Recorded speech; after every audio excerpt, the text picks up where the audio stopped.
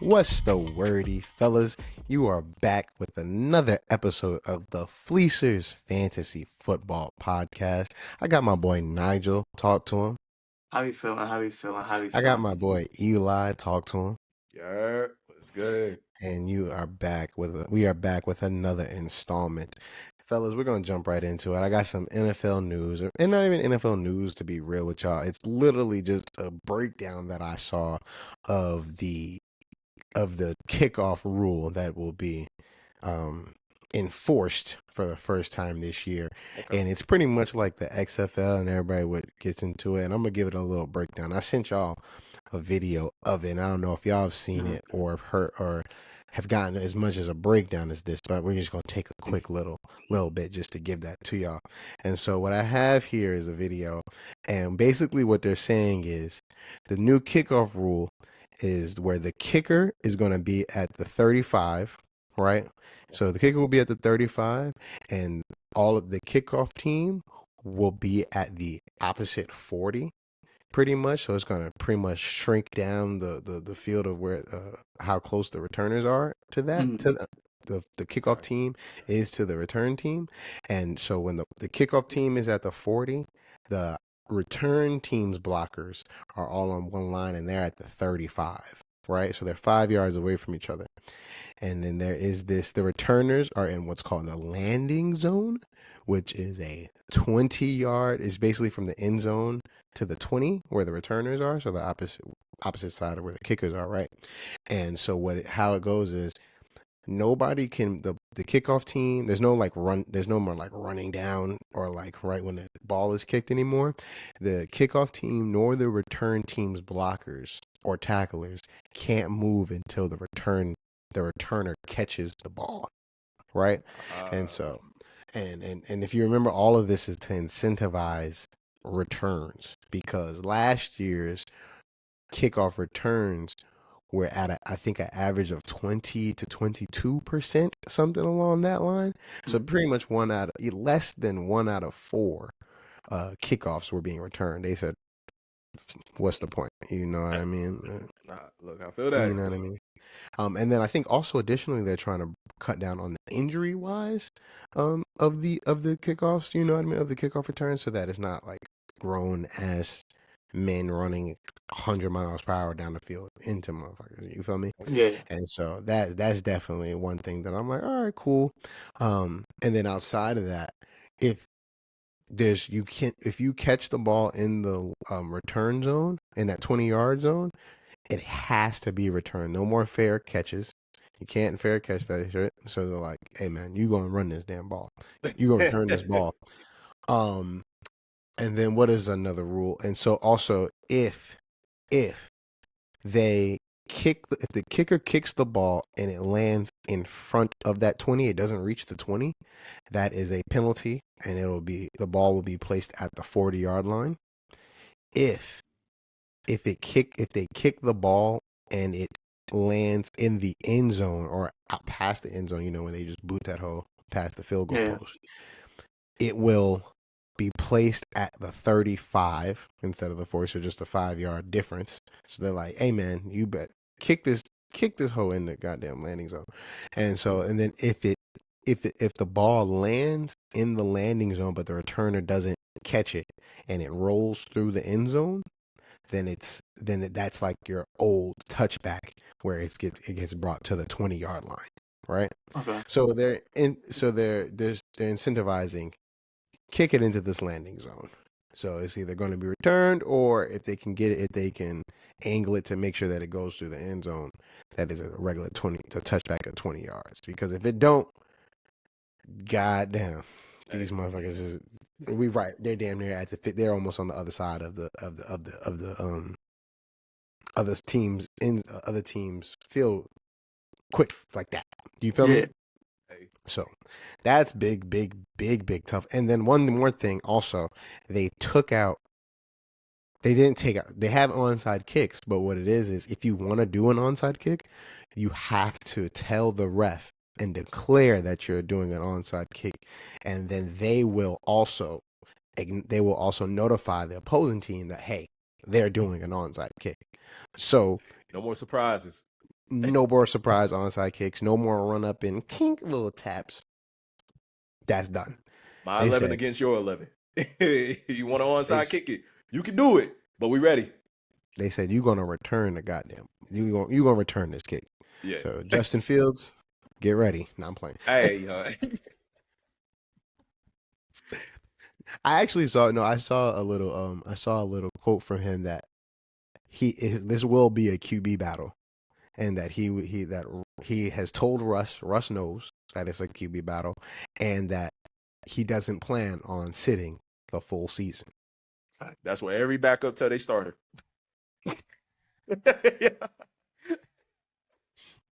This is true. Every backup tell they starter. Hey, yo, bro, this is a QB battle. Mm-hmm. Yeah, all right. Yeah, all right. You feel me? Yeah. All right.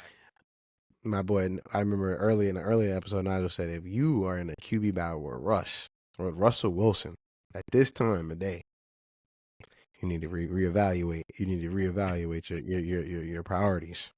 Oh yeah, no, listen, Mo. I don't think it's a QB battle. If I'm be honest, I don't think that I don't think they got Justin Fields competing with Russell Wilson. It's gonna be it's like what they doing with my boy JJ right now. I mean, like, he older. You feel me? It's almost like, we gonna give him a shot to throw a couple passes. Let him think he doing something, but we know who he really want. Who? Talking about they Sam, want Justin. Are you talking about JJ? Oh, who are you talking about? Oh, you talking about Justin? Who are you talking about? Both. The Steelers want Justin Fields more than they want Russell Wilson, and Vikings want JJ McCartney more than they want Sam Darnold. Okay, I had to make sure. Yeah, Sam clarify. Darnold I'm like, are you saying the Vikings? Nah. They just letting the old niggas throw the ball a little bit, earn at least a few dollars of their contract. You feel me? We ain't trying to win regardless. You feel me? Let's go out there. How you do something? I'm weak. I think the way Justin Jefferson is about to go get paid real quick, I think they're gonna try to win. I think they're trying to win. Then Sam Darnold ain't the nigga that should be playing. And I agree with you. I think JJ McCarthy gonna jump up. I'd be surprised if JJ McCarthy's not starting. If JJ McCarthy's not starting, I'd be nervous. I ain't gonna hold you. I'd be nervous if it was. I think they're gonna let Sam Darnold run it all the way until he can't run it no more, bro. That's really? How I think. Honestly, bro, I think they just gonna be like, look, Sam, bro, just don't be doing that bullshit, dog. If we see you butt fumbling around here and just tossing mad picks, all right, JJ, you might not be ready, but look, there's only one way for you to get ready, bro. Game time. Yeah. I don't think they want to rush JJ out there, bro. I think they got Sam Darnold for a reason because they know JJ the future, but I don't think they want to just rush JJ out there, bro. See, you play high school football, man. It's like you a freshman, you get on the team, you see the nigga you better than, but they like we can't act like we ain't give the person we had last year a chance. We gotta at least give him a chance. You feel me? This is true. So this is true. It is. You feel me? Give him a chance to lose his spot. His spot already gone. But at least I think he fighting for something. He said, "We're thinking about look, team he just chemistry. backed up a point.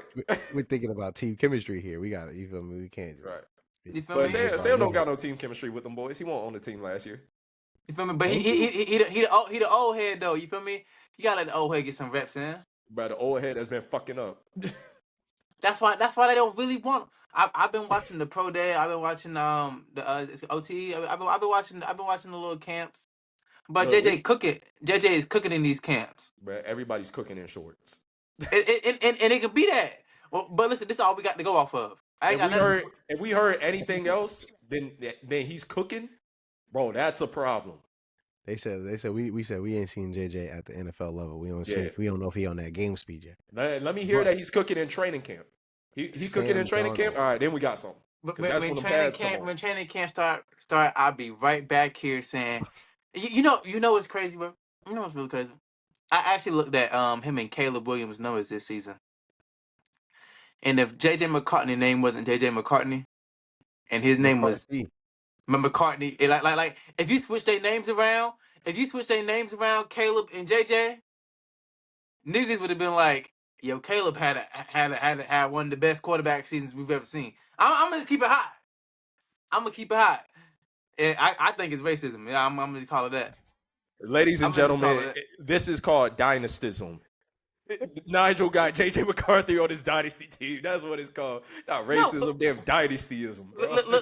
Look at the numbers. Look at Caleb Williams' numbers and look at JJ numbers, and you tell me which one you'd rather have if you threw their name CJ, bro, send this clip to JJ McCarthy because Nigel is going to bat for him, man. He said, "This is a fan. This is a fan, bro. If he don't send you a number 9 jersey by the end of the season, bro, he don't care about you like you care about him." I already ordered my JJ jersey, so I ain't worried about it. He don't even send me nothing. I'm weak. Yo, moving on. You know, and we also got to get last part of the NFL news. You know, I got to get my weekly Rashee Rice updates. And speaking of dynastyism, you feel me? Dynastyism, you feel me? I got to get my weekly Rashee Rice updates because we care about you over here, Bucko. Rashee Rice, it came out that the Dallas investigation on his photography little fiasco, like I said, came out that he had no wrongdoing. So that should not be factored in to his probable suspension this year. Still ongoing investigation. It's ongoing, but let's just hey, slide that out. Don't even worry about that one, big fella. Don't even worry. What just happened is the Chiefs listened to us and they said, "Hey, yo, we about to get you up out of Dallas, dog." They said, "How much? You need to get up out of Dallas." They said, "How much is this gonna cost? How much is this gonna cost?" Hey, listen. If I'm Rashee, even the car situation, everybody that was in the car with me, one of y'all gotta take the fall. It ain't gonna be me. Somebody. I'm gonna let y'all sort that out. Your family taken care of, Bucko. Think about it. On everything I love, somebody got to eat that. Somebody got to eat that, bro. It ain't gonna be me. It's just not gonna be me. I'm the money right now. No cap. No cap. You gonna go back to eating mayonnaise sandwiches? Hey, stop it, bro. We don't know if he was eating mayonnaise sandwiches. Hey, bro, I ain't gonna put that on his family and friends. We don't know where they came from. All I do know is y'all don't got what I got. Hey, I don't got what I got. I do know that now, and I can help you with that. You feel me? I ain't messing up no more. Your family taken care of. I do hope that he stays out of trouble, man, because he's a talented player, man. He's a young black man in the league, bro. So I do hope he stays out of trouble from here on out. But hey, dog, don't go back to Dallas, nigga. Straight up, dog. You are banned. We see you in Dallas. We had motherfuckers sitting at the border ready for you like this. Right. It's Dallas niggas inviting them in, like, oh yeah, we play the Chiefs. We play the Chiefs next week. Yo, we come out. How about you come to Dallas a little bit early? We got a section for you. We got a section. I'm weak now. So jumping right into our next section. Speaking of receivers, we're back into probably going to be our last rendition talking about our way too early mock draft, our first one, which means in the next episode or two we will be going over our next mock draft. It hasn't happened yet, but I feel like it's been quite enough time that we've harped on how our mock draft has went this time, and with some new news out there, with some new free agents and some new renditions, we will be having a new one soon. But just to give you a recap of our mock draft that happened back, I want to say we did this back at the last day of April 30th of our way too early mock draft. It was a 10-man PPR scoring, points per reception, that's big time, PPR scoring, and it was 1 QB, 2 running backs, 2 wide receivers, a tight end, and 2 flexes. And if you don't know, a flex is any position that's a running back, wide receiver, or a tight end can be in there. So your wide receivers and your running backs are a little bit touted, or your wide receivers, because there's more of them out there. And so getting into that, we're going to focus today on our wide receivers and our tight ends, right? So what I want to, and coming off of Rashee Rice, jumping into these receivers, I just wanted to look at, we're back on Fantasy Pros and we're talking about the tiers and things of that nature. And what I see when I first look at these tiers, I want to say the first 1, 2, 3, 4 are different than their 4, and we have them in a different order. And I wanted to go over that first things first. And we remember, if you've been rocking with us for the first few episodes, you know there was one person that was in that in that 5th spot that was drafted in what we thought was a little outrageous. And so that's how our tiers look a little different than the tiers on Fantasy Pros. And so what I want to say this, so the tier, so on Fantasy Pros, I'll go with our mock draft first, right? So they have 4 people in the first tier, and in tier 1 on Fantasy Pros, and our mock went. We have Tyreek Hill as 102 as the first receiver off the board. Mm-hmm. CeeDee Lamb. This Yep. man. Say the name. Say the name, man. CeeDee Lamb as the second receiver off the board. And so we're all cooling. They got Justin Jefferson as the third receiver off the board. Now if I the way that they have it, they have CeeDee Lamb as number 1 on Fantasy Pros. They got Tyreek Hill at 2, and they have Justin Jefferson at 4. Right? The fourth receiver that came off the board, they have it as Puka. We have it as Puka Nacua that went off as the fourth receiver off the mock draft. That was by our good friend Gersh. We love and care about Gersh, but now that is thrown off. Our expertise, the way that we look. I would say that neither of us agree with where Puka Nacua went, and neither does Fantasy Pros, because while by our mock draft he is the 4th receiver off the board, Fantasy Pros has him at number 8 in the second tier. Now, if you look at it now, if we just go just a bit, most of the first round, we got Jamar Chase went at 106. He was our 5th receiver off the board, and they have Fantasy Pros has them as the 3rd receiver off the board. Now, let's start with, I guess let's take a second with the first tier.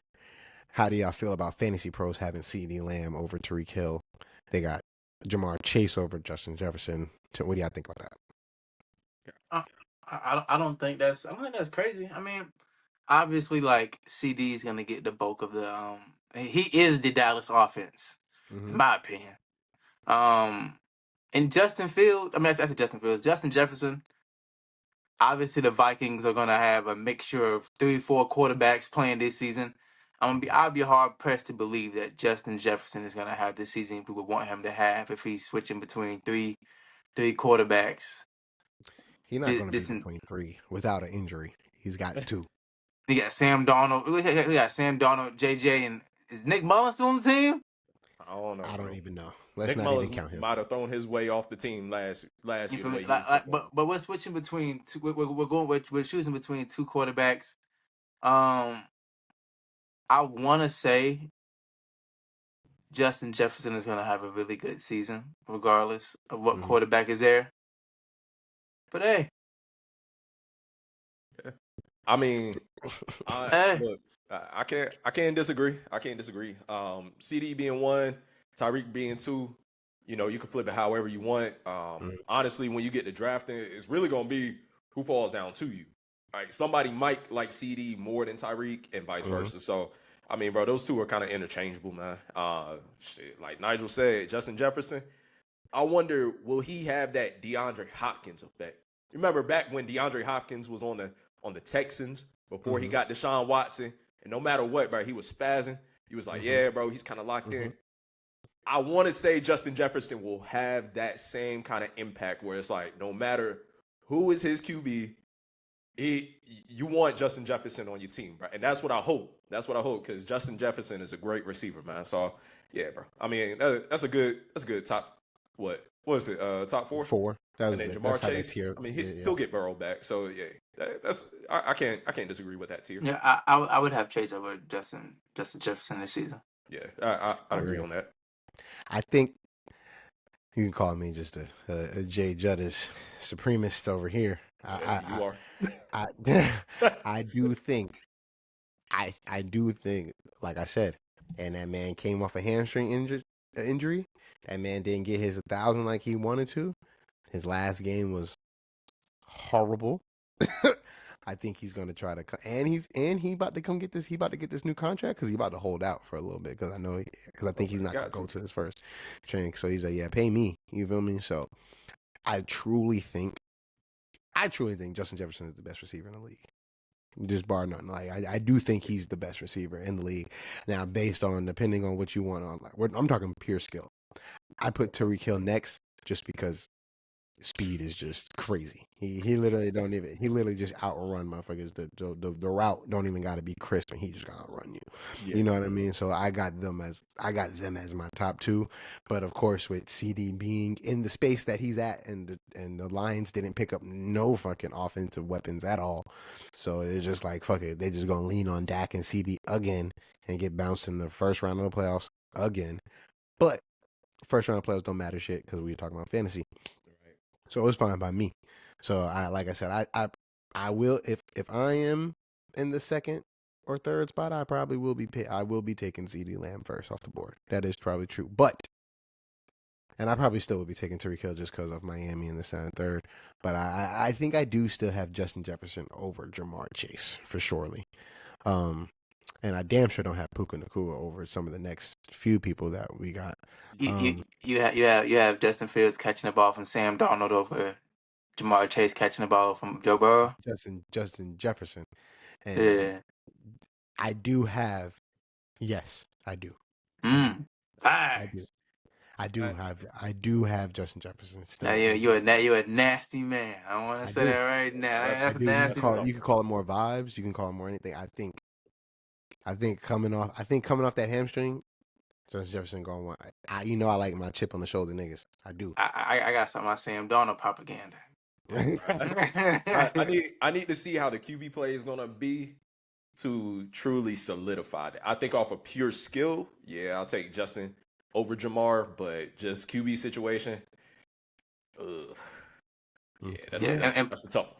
And Puka being where we have him at is extremely disrespectful. I think Cooper Kupp was playing hurt last year. I think Cooper Kupp is going to come back. Yeah, he was playing hurt last year, but he would let the insanity thing go crazy with it. It ain't. He did just break the rookie receptions and yards. He broke a lot of records, bro. That's more than insanity. Crazy. It's called insanity. It's called insanity. It's insanity. Jeremy Lin won't breaking no records, man. Everybody was hyping him up because, he was just hooping in New York, bro. Jeremy Lin still couldn't go left, so it was really crazy. Like I don't even know how he was really doing that. That's for a basketball pod. But continue. I'm a Knicks fan, so I love that nigga, but he couldn't go left. But hey, you feel me? But the thing is, like, we're going off. But we obviously have no prior history of Puka outside of this season. Are we saying he's doing something similar with a healthy Cooper Kupp? Is that what we're saying? That's what people are thinking. I think it's possible. You think it's possible? Oh, bro, a top 10, yeah. I don't know about top 5, but top 10, yeah. You think Puka Nacua is going to be a top 10 wide receiver this season? Yeah. Stat wise, yeah, that could happen. Bro, the Rams love to throw the ball, man. Well, let's play. So let's all right then. Puka Nacua. As we move let's play Puka against the field. So that's what I'm saying. Let's play. So let's do it. We got Puka and going into tier 2 because they have Puka at the end of tier 2 at 8. Okay. To start off tier 2, they got Amara at 5, AJ Brown at 6, Garrett Wilson at 7. Okay. Do you see Puka doing better than any of those? No. I can see it. You can see what? I was gonna say who can you see? Because I know who I always kind of throws me off in this. I know the name that always throws me off. AJ? So, AJ Brown always throws me off. AJ Brown is one of those like mega boom for a few games. He is streaky. He is streaky guy. The Eagles like to spread it around. They got Devontae Smith and they got Dallas Goedert, and now they just got Saquon too. So I think he is definitely still like if we're talking skill, yes, he's a top 10 receiver, like of course. But AJ Brown makes me nervous. I don't know, it's a vibe thing. AJ Brown has always made me nervous. Taking him, I'm not gonna give him. I won't give him the prima donna tag because I don't like that tag on players and things like that. Because when you that fucking nice, you should be asking for the ball for real. But it is it's some streaky, shaky moments sometimes where it look like they're not even looking at AJ Brown. So with that being said, it's a tough field. So I could see a case where Puka, I would probably bring AJ in my ranking. I would probably bring AJ to, it would probably be 7 and 8 Puka there, and I would put Garrett Wilson over AJ Brown, especially if they got Aaron Rodgers. If Aaron Rodgers is healthy, yes, I'm definitely taking Garrett Wilson over AJ Brown. So are you taking Puka Nacua this season over Marvin Harrison Jr.? Yes. Yeah, I'm doing it. The lone target for the Cardinals, we're taking him over. Okay. Okay, so I was gonna say, so we got some more. So we got going into tier 3, and I'll stop it at, because tier 3 they got a few names here in tier 3, but I'll stop it because Marvin Harrison is up there. They got Marvin Harrison at 12, and then I'll start down Puka Nacua or Michael Pittman at 11. I'll take Puka. I think Michael Pittman is hurt, so I would have to take Puka. I'm gonna take Puka. Are we taking Puka or Chris Olave? Chris Olave. Puka. Why? Why? Do you not know who the offensive coordinator is now? They about to just run screens with Chris Olave the whole game. Who the offensive coordinator?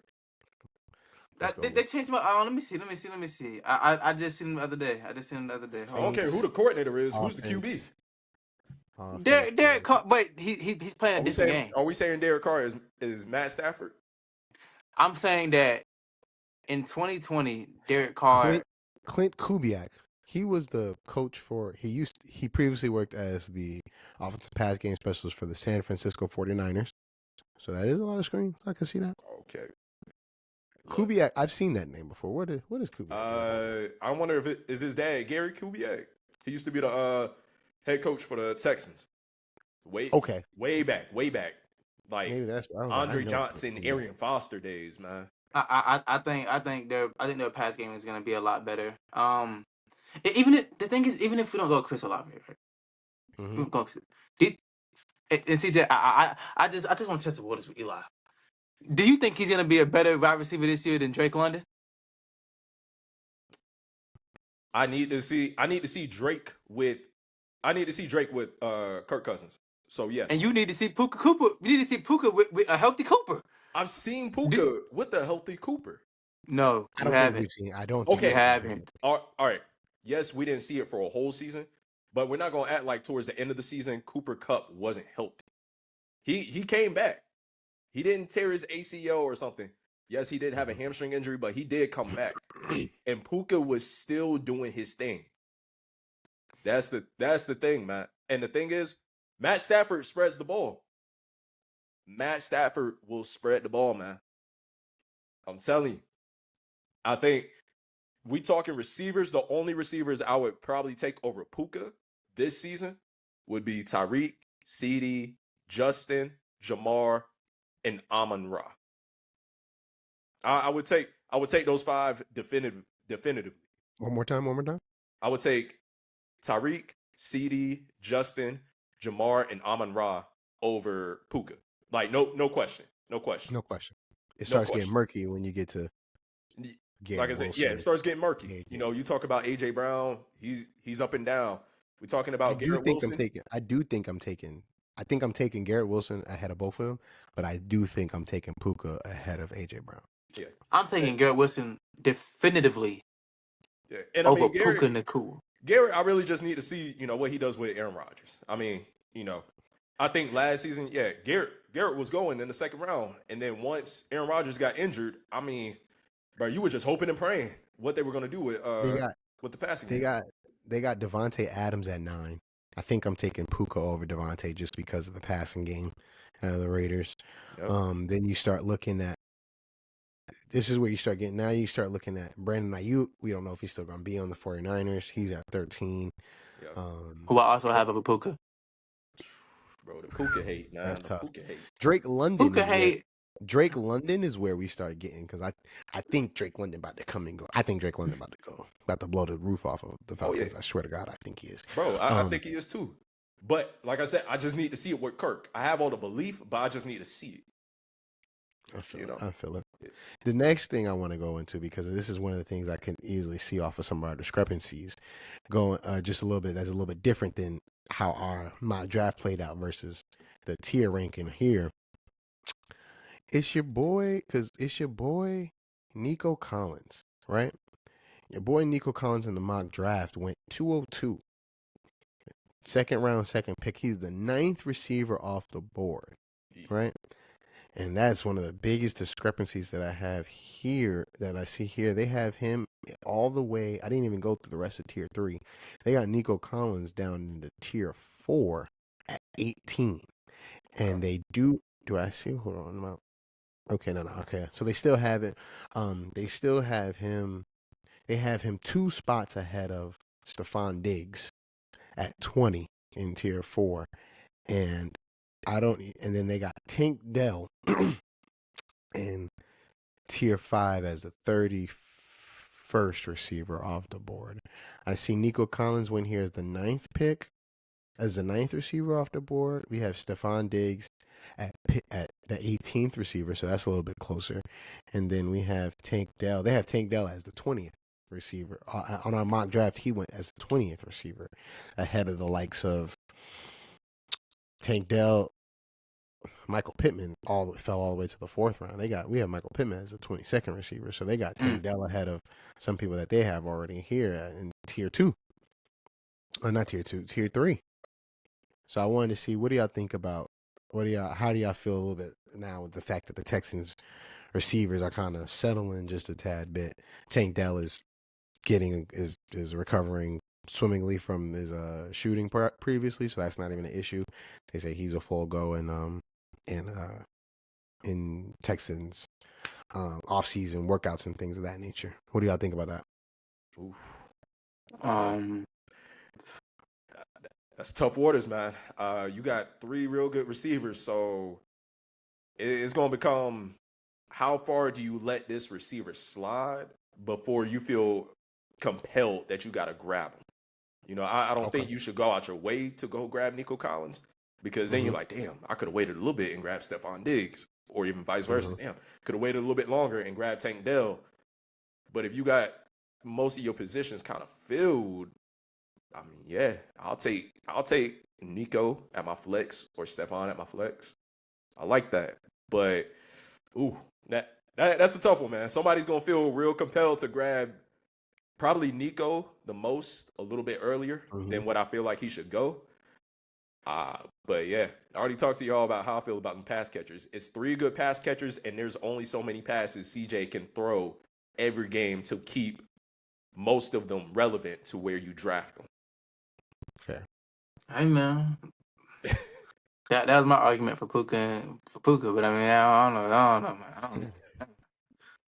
I understand, man. None of them niggas were breaking records as a rookie. Come on. We're just a year. How many years removed are we from Cooper Kupp breaking these wide receiver wide receiver records? Bro, we a good 2 seasons from it.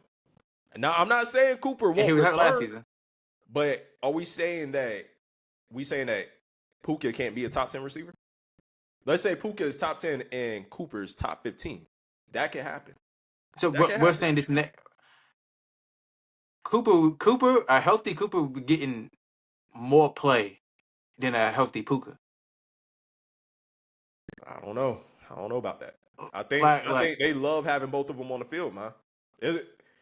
I could easily see both of them having a top 15 season, but I think I think Puka will be the top 10. Shoot, Matthew Stafford need to be the first QB off the board. If he producing 2 top 10 wide receivers, hey, bro, he need to be the first QB off the board. Nah, we already talked about how QBs be scoring, man.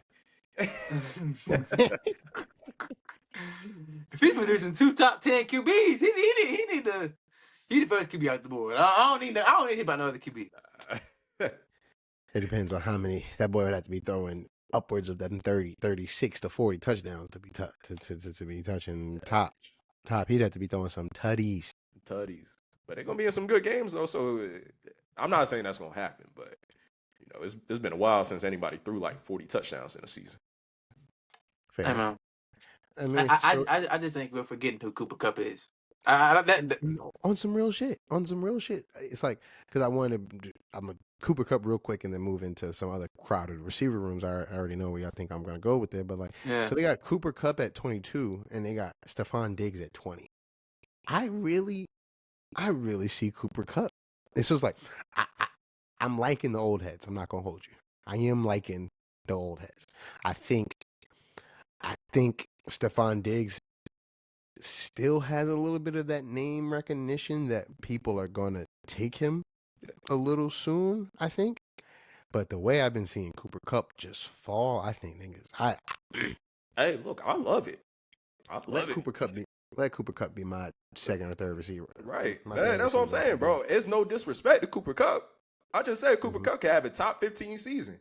And you could get him probably in the 4th, 5th round? That's what it's looking like. Cooper Kupp. We know, I think it's going to be a 1A, 1B situation in Los Angeles, right? Who the 1A? Cooper Kupp went. I picked him up in the 5th round, 4th pick of the 5th round. Bro, that's good. That's great value. Cooper Kupp went behind. Cooper Kupp was our 25th receiver off the board. They have him here on Fantasy Pros at 22.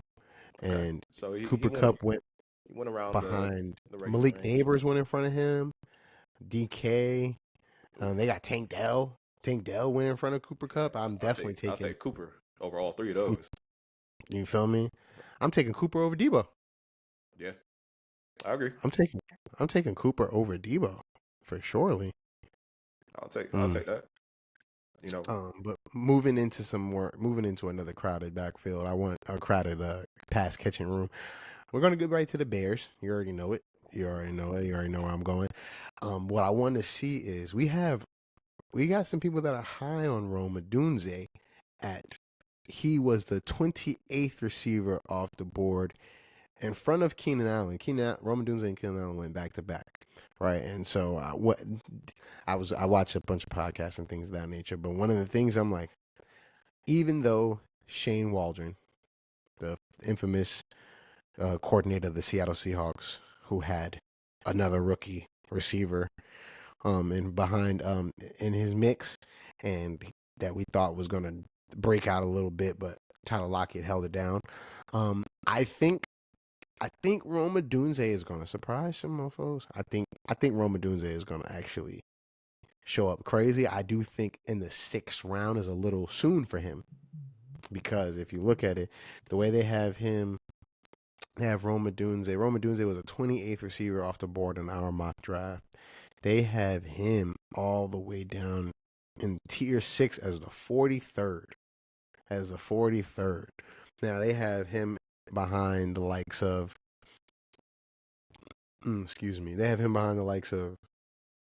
Cortland Sutton. They have him behind Jackson Smith and Jigba as a 3rd receiver. They have him behind Jordan Addison. That's nasty. They have him behind Tank Dell. They have him behind Deontay Johnson. I think Deontay Johnson's going to get a lot of catches. So that is a toss up for me. But they have him.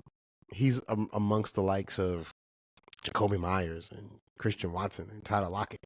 And I'm like, I don't know. I'm a Christian Watson guy. I don't know what to tell you. But Rome Odunze is nice. Like, I don't know if y'all guys seen his scouting profile, but like, honestly, there's absolutely nothing that Rome Odunze can't do. when it comes to being a wide receiver, and that's why I'm high on Rome, because it don't matter what position you put him at. If you need Keenan and DJ Moore in certain positions, Rome fits in any other spot. Like, and again, all this wide receiver 1, wide receiver 2 stuff, man. When you have a rookie QB, he don't know these niggas. My wide receiver 1 is a nigga. I gotta see who he eating breakfast with. Who the nigga calling him on the phone? Hey, you going? We see CJ Stroud and Tank. You feel me? Niggas thought Tank was about to be. Oh, he the wide receiver 3. He this short nigga coming in. Hey, CJ Stroud said, that's my man's. I don't care what wide receiver you got him at. That's the nigga I'm throwing the ball to. But he wasn't coming into receivers that have that dog in them already, right? Nico Collins. Did we know who Nico Collins was before CJ got there? They was hoping Nico Collins. They was about to write Nico Collins off. I swear to God. His time was the year before that. Nico was not Nico before CJ. Now I'm saying, he probably had the talent, but they didn't have a good QB. So I don't know. But Nico was not that before CJ. DJ Moore, as a Panthers fan, I have seen this man go through the ringer. I was so happy to see that. Justin Fields isn't a top 10 QB, but he was better than what we had over the past couple of years. And he was eating. We all remember that Thursday night game against the Commanders. Eating. That man was taking everything to the house, man. I hated going against that nigga that week. That's another day. I remember seeing him going up against Atlanta. Going up against Atlanta. He was a dog, man. Keenan Allen, bro. We just saw last season. And he gonna be a nice. Do not say he's a wide receiver 2. He gonna be a nice wide receiver 2. You feel me? He gonna be a dope wide receiver 2. Keenan Allen gonna be the best wide receiver 3 in the league. Hey, listen. They say I could believe that a little bit more than DJ being the wide receiver 2. No, I wouldn't be surprised. I wouldn't be surprised that Roman Dunze might take over the X spot and move DJ into the slot. And so we're going to see. I can see Rome more at Z. Keenan's going to fit in where he fit in because he mainly runs out the slot. So I think he's good no matter what. But I think DJ, who you paying more? DJ or Rome? All right. It matter who you paying more? You'd be surprised. You'd be surprised. We'll shit, Puka was on a rookie contract when Cooper Kupp was getting his bread, and I ain't saying nothing. I ain't saying that. Who matter who you paying more? We will see. All right, pivoting off of the receivers, we're gonna jump right into the big boys, them tight ends. Them tight ends. I wanted to see. Let me jump right into cool beans. They really everybody. Oh, I say that. So their tier 1 is different. They got 3 tight ends in their tier, as Fantasy Pros got in their tier 1, and then in our mock draft, we have one discrepancy difference, right? So our mock draft went Travis Kelce 206, Sam Laporta 210, and we got Mark Andrews at 502. Those are the top 3 tight ends that we have, right? And then, but they on their side, they got Trey McBride overtaking Mark Andrews. You feel me? They got a little bit of the young guns. Now, when I think about tight ends in general here, it's tough because I don't know if this year we'll have a tight end touching that 16, 17 average points per game in PPR scoring. I don't know if we'll have that this year. Do you know what I mean? I still think, but with Travis Kelce he was injured last year, and I still think when Rashee Rice probably going to be suspended for a decent amount of games, he's still going to be their low level and touchdown grabber. I still think so. I do like Travis Kelce still at that front end, but I don't know how many. I think we have a good amount. I think we have a good like 3 to 4 tight ends that'll still make that 13 to 15. Do you see what I mean? I still think that's a good 13 and 15. So that's why I kind of have it as a 4-man tier 1 as your Travis Kelce's, your because they got Travis Kelce. Oh, actually lied. I'm so sorry. I lied. They have Sam Laporta as 1. And then they got Travis Kelce as 2.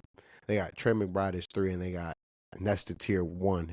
And then going into their tier 2, they got Mark Andrews starting up the tier at the 4th, as the first tight end in tier 2.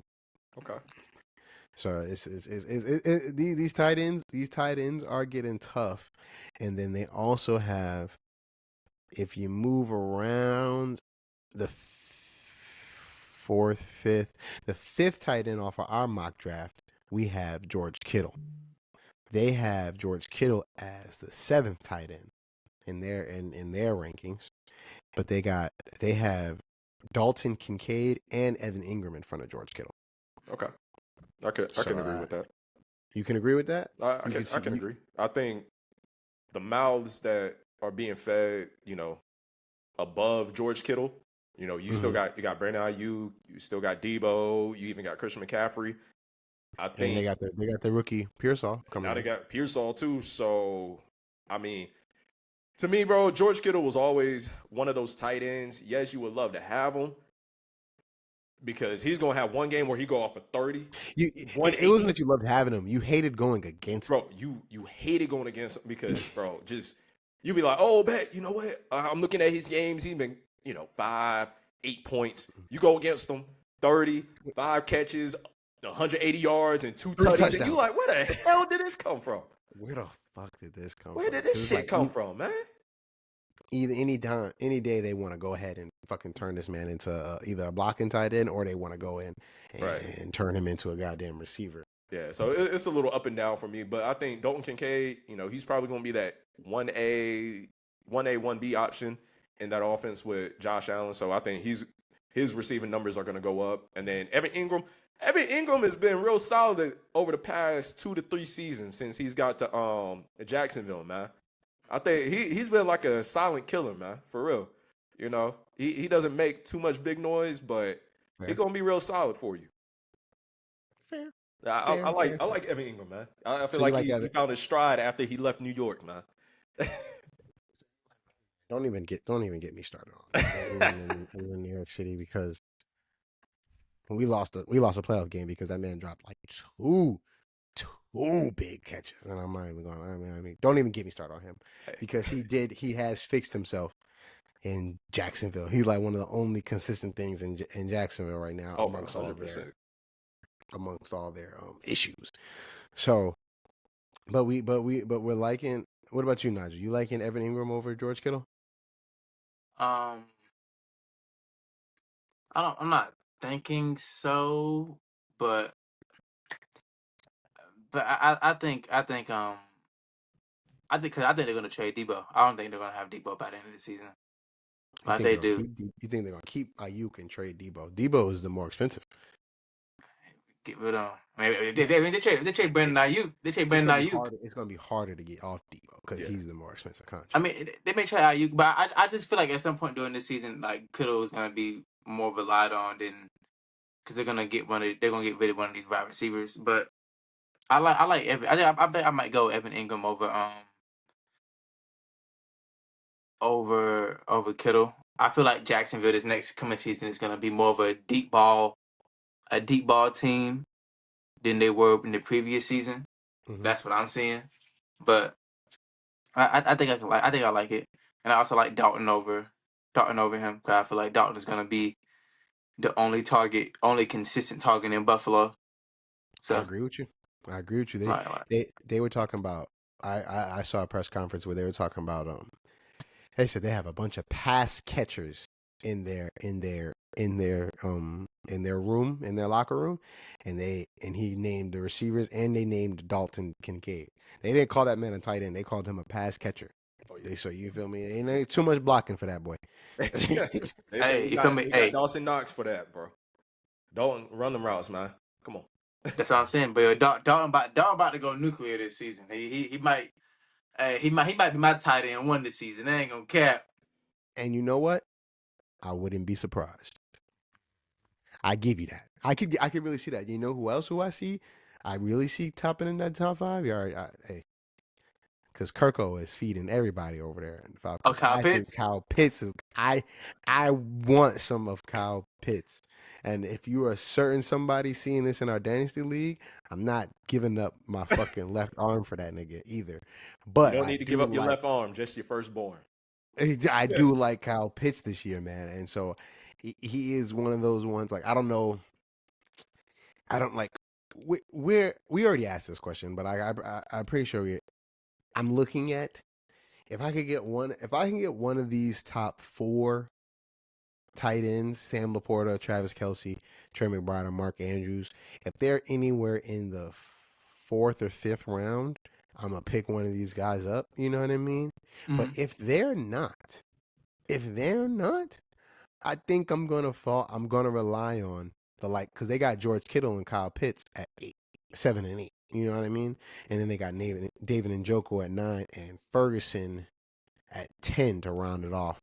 But I think I'm gonna rely on Kyle Pitts this year. I relied on him his rookie year because that man came out. They said he was the next thing since sliced bread, and he burnt the fuck out of me. He was solid his rookie year. It was just, he scored 1 touchdown. Yeah, I mean he had a couple games where he spazzed. I know.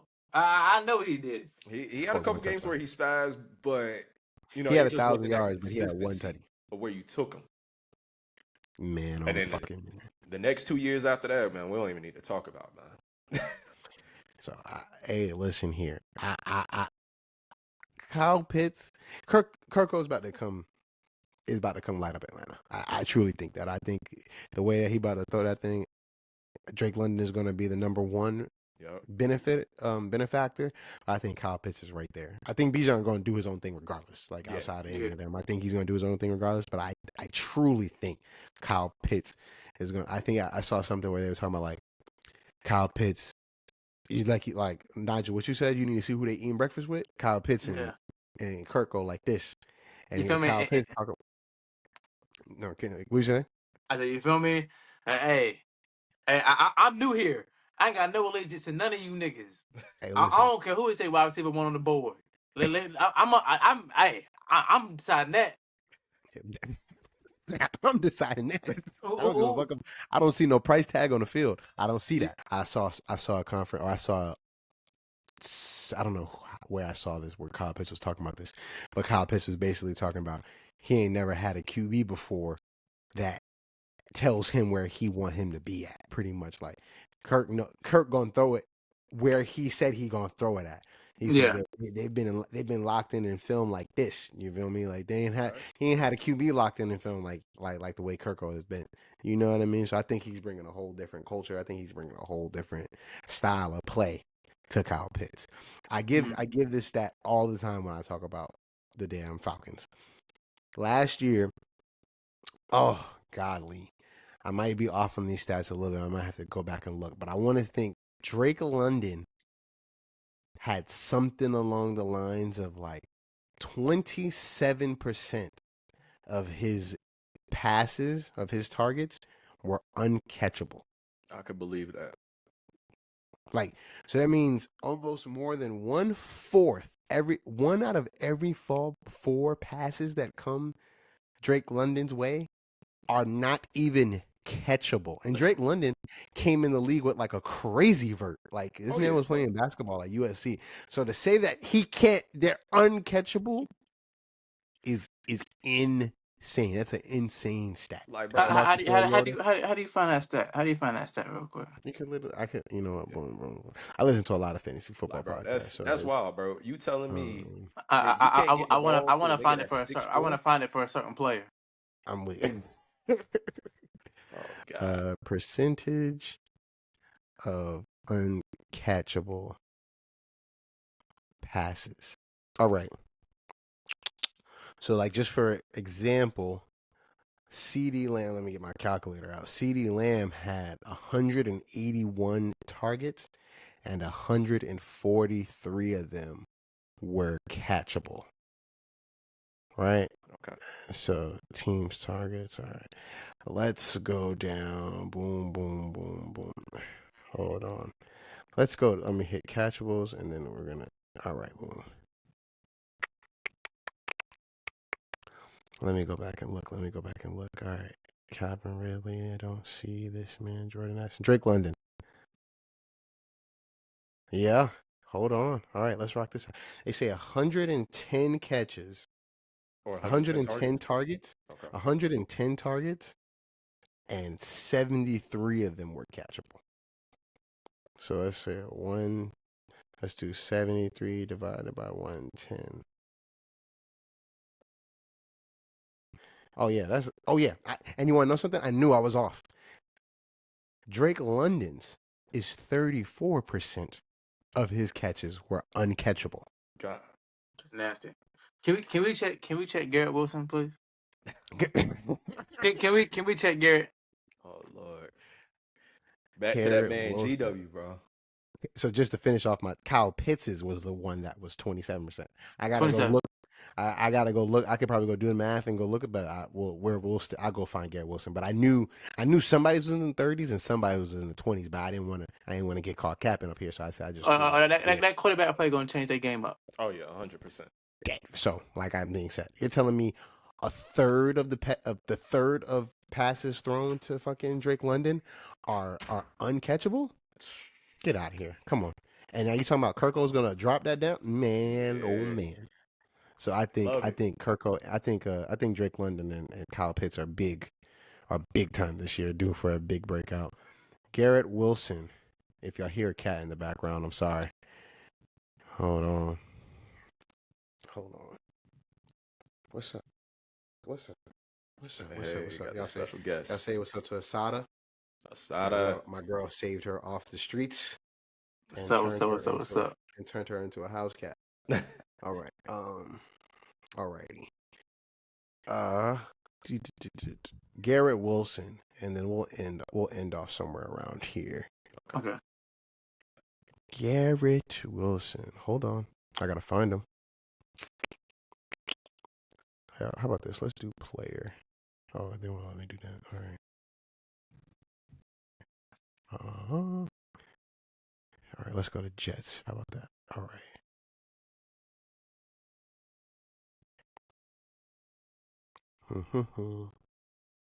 This man Nigel. I gotta know, bro, for my sanity, man. We got frauds over here. All right. I got you. He had 168 targets. Okay. He commanded 29.8% of their He commanded 29.8% of their targets. So almost 30% of the targets were going to Garrett Wilson. That's a good stat. Yeah, that's a good number. And then catchable. Hold on. 103 of them were catchable. 103 divided by 168. Yikes. Drake London had more catchable balls than Garrett Wilson. Garrett Wilson's catchable percentage is at 61%. So that means his uncatchable is somewhere around 39%. Oh, so that Drake London. What do you say? What, Drake London had a lower? Well, I mean, he That's also had less targets. That's what I'm saying. Drake London had more catchable passes than Garrett Wilson did, is what we're saying, and which is benefiting what Nigel's trying to. And this is all I've been wanting to say, bro. Stop putting that fraud ass nigga Puka Nacua over somebody who was getting the ball from people. Pretty much every 2 out of every 5 passes that were thrown to Garrett Wilson were not even catchable. Hey, bro, that's not Puka's fault that he got paired with a good QB. And now we got Aaron Rodgers passing the ball to Garrett Wilson. I need y'all to know this is about to be a top 3 fantasy player this coming up season. And it's gonna be marvelous to see, man. It's gonna be marvelous to see. We're gonna stop putting frauds, these one-hit wonders, these YK Osiris ass. Bro, he hasn't even hit. He hasn't even hit. You talking about one-hit wonders? What's Garrett Wilson's hit? Baby girl. What's Garrett Wilson's hit? But right now, they was like, yo, you can have Garrett Wilson or Puka Nacua in fantasy Dynasty for 5 years. Who you choosing? In Dynasty, bro, who's got? I would say, look, Aaron Rodgers is the better QB. We are not a Dynasty podcast. Who is? We are a redraft. Dynasty is tough because both of the QBs even this season, are you picking Puka over Garrett? Bro, who hit? Who hit? I'm banking on Aaron Rodgers lifting that boy Garrett up. I got Garrett over Puka. Bro, you see, look, he's got Garrett over Puka, but I got Garrett. I got Garrett over Puka. I got Garrett over Puka because Garrett is the only receiver in there where they got Mike Williams, old ass. I got Garrett Wilson over him, and then also because I think Cooper Kupp is going to command a more of a target too. But I don't think Puka's going to fall too much. But it's going to be it's going to be tough. It's going to be tough. I can still see, from looking at our rankings the way that we had it before, I could see Puka still being in that top 10, but it's going to be tough because I have him above Devontae Adams. But it's going to be tough.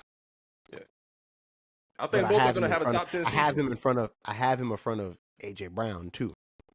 So we talking about top 10 to top 3. You feel me? I'm talking about nigga the top 3 season. Hey, look, top 3 season upside. We talk about top 10 to top 3. Look, I'm weak. Garrett in the top 3. I would love to see it. If anybody's watching over Tyreek, over CD, over Jamar, over Justin, and over Amon-Ra. Woo. Definitely over Justin and Amon-Ra. But if anybody who sees this, pick Garrett over those players. And I need a percentage. I ain't asking for a big percentage. I'm looking for a percentage of the money y'all get when y'all win y'all dynasty league with Garrett Wilson. You're going to be having a percentage. You're going to be having a percentage of hate mail. I'm weak. Yeah, you're going to be having a percentage of hate mail. That's what you're going to be getting, bro. You're going to be having people hit your inbox. Hey, yo, what's your PO box, man? I need that. Thank me later. I need that. Just thank me later. Thank me later. I love it. I love it. I love it. And on that note, we're going to wrap it on up. Fellas, I appreciate you. I got my boy Nigel here. Talk to him. You already know. Big GW in the chat, man. Big GW in the chat. I'm weak. I got my boy Eli. Talk to him. Come on, man. You know it around here. And it's your boy CJ. And we are the Fleecers. Peace.